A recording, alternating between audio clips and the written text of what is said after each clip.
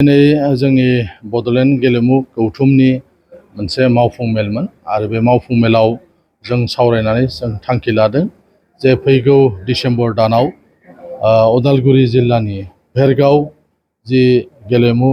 जि गौथुम दङ Bhergaon district sports association बिथांमोननि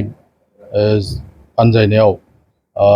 मोनसे भलिबल चेम्पियनशिप जागोन बड'लेण्ड भलिबल चेम्पियनशिप आरो बिनि उनाव फैगौ 2025 मायथाइयाव फेब्रुवारि दानाव बड'लेण्ड फुटबल चेम्पियनशिप बेखौ क'क्राझारावनो खुंनो थाखाय थांखि लानाय जादों जिहेतु बड'लेण्ड गेलेमु गौथुम आफाद मोनसे दानाय जादों आगोल बे गेलेमु गौथुमा जेबो थिखानाय मोनसे हाबाफारि गैयामोन नाथाय एबार जोङो गोदानै माखासे हाबाफारि जोङो लादों जेन' बड'लेण्ड गेलेमु गौथुमाबो जोंनि बड'लेण्डनि सिङाव थानाय जि मोनजि जे जोंहा जिल्ला गेलेमु गौथुम दङ बिथांमोनखौ लाफानानै जाहाथे जोङो गुबुन गुबुन जे आयदाफोर दङ इभेन्ट्सफोर दङ बेफोराव जोङो जाहाथे गेलेनायनि मोनसे हाबाफारि जों लानो हायो बे आयदाफोरखौनो दिनै सावरायनाय जादों आरो बिनि थाखाय टुर्नामेन्ट कमिटि दानो थाखायबो माखासे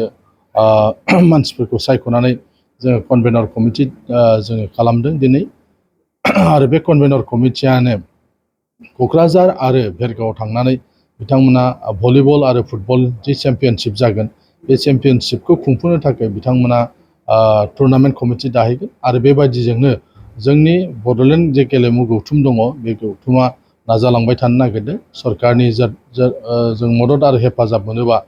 फैगौ बोसोराव जों गुबुन बायदि बायदि इभेन्ट्सफोरखौबो लानानै जोङो हाबाफारि लानो नागिरदों दा बेनिखायनो गासैबो रायजो राजाफोरखौ जों खावलायदों जे बड'लेण्ड जे गेलेमु गौथुम दङ